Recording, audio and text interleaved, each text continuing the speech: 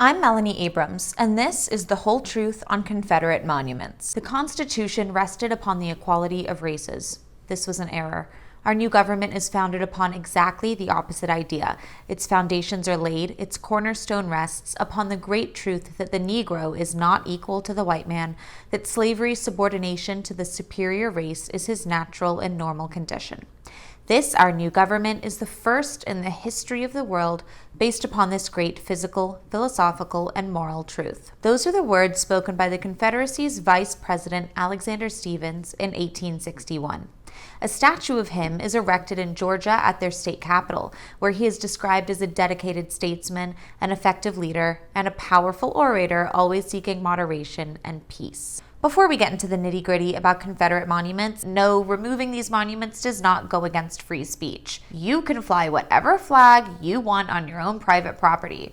But public spaces, government spaces, and corporations don't have the same rights as individual American citizens. That's why you can spray paint the word on your lawn if you'd like, but that isn't allowed in a public park. I'm going to give you a 20-second history lesson because to contemporary audiences, Confederate is often simply synonymous with the South, which makes it understandable that people would be upset that their history is being erased. Because of the sanitized version of history that is taught in our schools, people think of Confederate soldiers as war heroes who protected America from some mysterious force. But what Confederate soldiers actually defended were 11 states' rights to own slaves. That's it. The Confederacy consisted of these 11 states, which seceded from the rest of our country in 1860 and only existed for 5 years. Confederate is not anyone's heritage. It's not anyone's home country or nationality. Confederate is simply a name for pro-slavery states. But let's actually put all that aside and look at the flags and monuments themselves. The Civil War, which is the war the Southern states or Confederacy fought with the Northern states or Union over slavery, ended in 1865. If the monuments and flags were erected right then, there may be more of an argument for keeping them as historical monuments.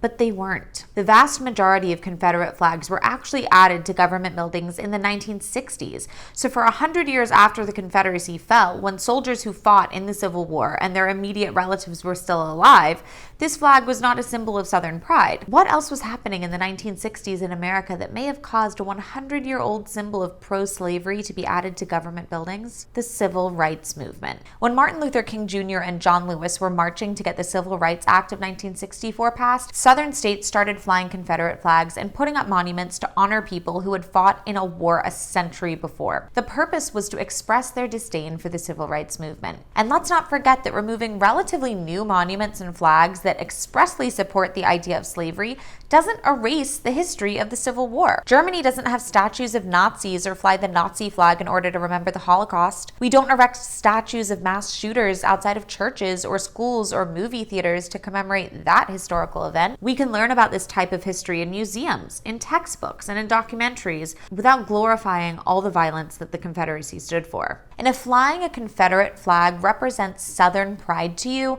then obviously having these monuments hasn't actually taught you anything about their history. These monuments and flags are indisputably displaying reverence and respect for men and a regime that killed hundreds of thousands of American men simply in an attempt to keep Black people enslaved forever, to literally ruin the land of the free. A lot of people argue that the Confederacy simply stood for states to have individual rights and had nothing to do with slavery.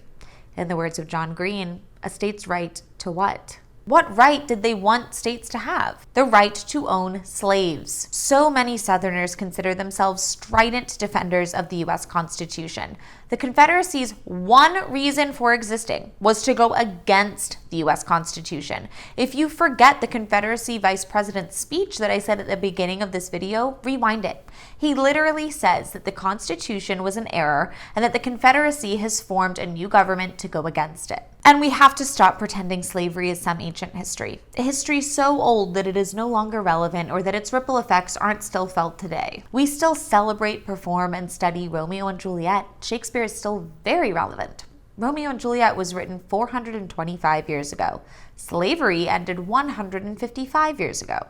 It's recent. It's just a few generations ago. Some people who are alive today were also alive with people who were enslaved. If you comment on this video calling me a liberal something, that's fine. The fact that you're making being anti-slavery a political issue in 2020 is astounding. If you're too much of a coward to stand up to racism today, or if the truth about the Confederacy makes you somehow upset, well, you're one hell of a snowflake. Listen, flying a Confederate flag doesn't make you a bad person. It's our government's fault that we have taught people that the Civil War was romantic and that the Confederacy was heroic. It was indeed just a 5-year-long deadly battle about the value of Black people. And the Confederacy was on the losing side. Educate yourself on this. Don't listen to politicians. Listen to history books. Listen to Black Americans telling you that these flags and monuments are hurtful. If you continue to support the public display of Confederate statues and flags, you're telling your family, friends, neighbors, and the world that you support a group of people who fought for slavery, white supremacy, and represent treason and failure. And that's the truth. Follow us on Instagram and Twitter at Whole Truth TV and click the subscribe button and hit the notification bell because we've got the whole truth on the things that matter to you coming up for you soon.